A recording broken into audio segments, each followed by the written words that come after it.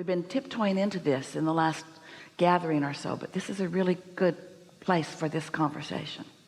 We've offered a lot of processes over time, and a lot of you have applied them. Esther applied all of them and still applies many of them because she's wanting to tune her vibrational frequency. And when she feels negative emotions, she wants to clean up the vibration that she knows is the reason for that. She knows that negative emotion means that her inner being feels one way about something and she feels a different way about it, and she wants to close that gap. She wants to see through the eyes of source, which is exactly the conversation that we're on here.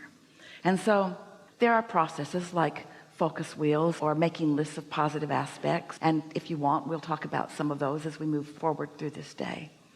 But what we're saying to Esther these days, Esther who's a master of deliberate creation, Esther who is very much aware of how she's feeling and doesn't take any vibration for granted. She wants to do something about it. She wants to be deliberate and not be a creator by default. We've been saying to her, getting out ahead of it is really what you're reaching for, which those are hard words to wrap your thoughts around. What do you mean getting out ahead of it? And what we mean by that is not waiting until life gives you something that you react to and then trying to get over the reaction. We mean tuning into source so that your action is inspired from that tuning. The other day something happened that was unsettling to Esther, so she sat to do a process so she felt less unsettled. And she'd been doing some of those processes with a friend earlier, and she was sort of sick of this focus wheel process because it was starting to feel like trying too hard because it was trying too hard. And so she sort of set her book aside as if to say, enough of that. And then the thought came to her mind, if I were starting over with this relationship or with this big piece of my life, if I were completely starting over with it, knowing what I now know, if I were, what would I choose? And then the thought piled into her mind, more than if, since right now I am new. This is what you're talking about. Since right now I am newly looking at this old painting. But since I'm newly doing it now, I am new now. I am new now, and if I'm tuned in, tapped in, turned on, if I'm in love with life, if I'm in vibrational sync with who I really am, if I'm not trying to overcome resistance or mired in resistance, but if I'm jubilant and lighthearted and happy and pondering something. She recalled us saying so many times, it may be our most often offered phrase, one who's connected to source energy or to the stream or to the vortex. We've had a lot of different stories that we've been telling you about this way to describe this connection to your source, to who you really are. One who's connected to that is millions of times more powerful than one who is not.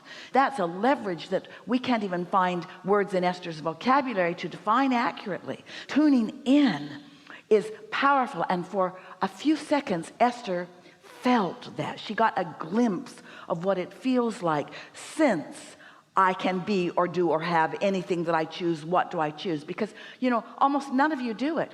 Almost everyone says, since I choose that from where I am, then I've got to get over this and this and this and this and this. I got to go back and repaint that painting, or I've got to go back and I've got to go back and find forgiveness with that. And all you do is get muddled in the mire of that. Because it's attraction, attraction, attraction. There is no exclusion in this universe. And so when you see yourself as something that needs improvement and you push against the part that you're trying to improve, it doesn't diminish, it becomes more, and you take it with you into your now, and it muddles your ability, it stops your clarity of acknowledging the perfection of whatever it is that you're giving your attention to now. Are you with us? This is a deep conversation.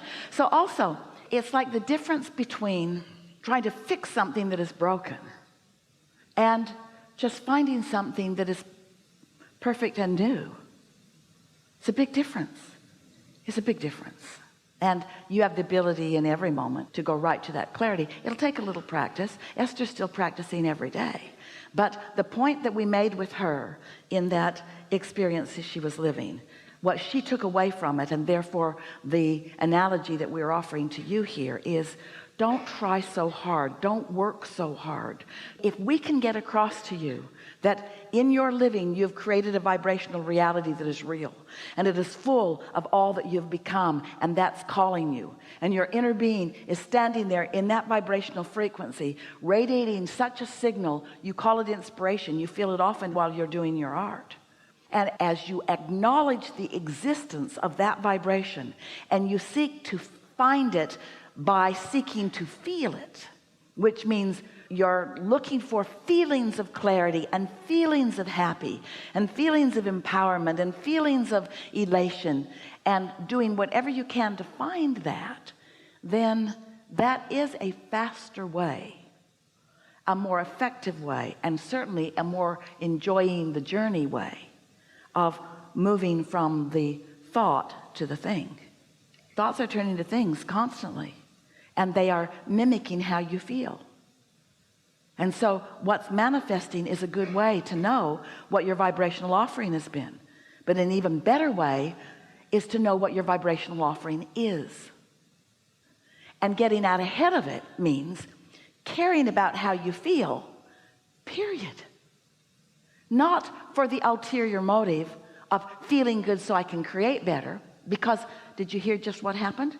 When I decide I want to feel good so that I can create better, what am I looking at? Worse. And what did I just introduce into the vibrational mix? Resistance. And so what did I just do to my receiving mode? Muted it. So how do I feel? Not so good. Confusion rather than clarity. You following? So our encouragement, what we're really saying to you is, be nicer to you. Do more of the things that feel good to you. Stop sacrificing. Stop feeling like I got to work hard in order to receive this. Instead, begin making declarative statements to yourself like this: I am an extension of source energy, and source energy is all over me. I'm an extension of source energy, and my source energy is reveling in what I have created as a result of my exposure to contrast. It's a wonderful thing where I stand, and it's a wonderful thing what I've created. And all I want to do, all I need to do, all I want to do, all that is necessary, all that I want to do is to follow my bliss. Follow my bliss. That person bums me out. I don't feel like calling them. Don't. They'll feel bad.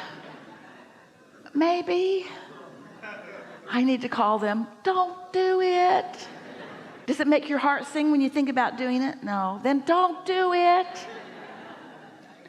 I feel like calling that friend. Do it. Do it. People are in all kinds of different places. If you will be good to yourself. I feel like a walk. I feel like breathing deeply. I feel like listening to music. I feel like dancing tonight. I feel like a really good meal. I feel like a spa.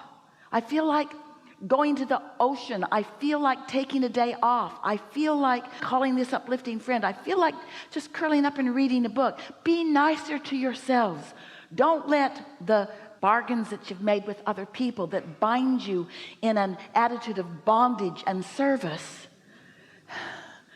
don't let that deprive you of your connection to the energy that creates worlds, to the true leverage. Now, to be clear with you, there's stuff you got to do. You got to feed your kids.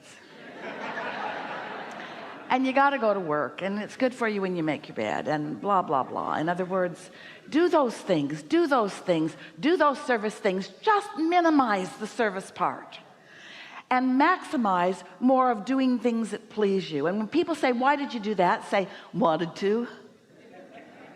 Don't let anybody guilt you into a justification. Well, I thought if I did that it might enhance your experience in some way, sweetheart. No. Wanted to, felt like it, felt called to it, felt guided to it, got an inspiration, knew it was the right thing for me to do. Or say, don't feel like explaining anything. Be nicer to yourselves. And that's what we mean by getting out ahead of it. Don't try to clean up the vibration. Wait, clean up the vibration. Just don't do that all the time. Use the real power.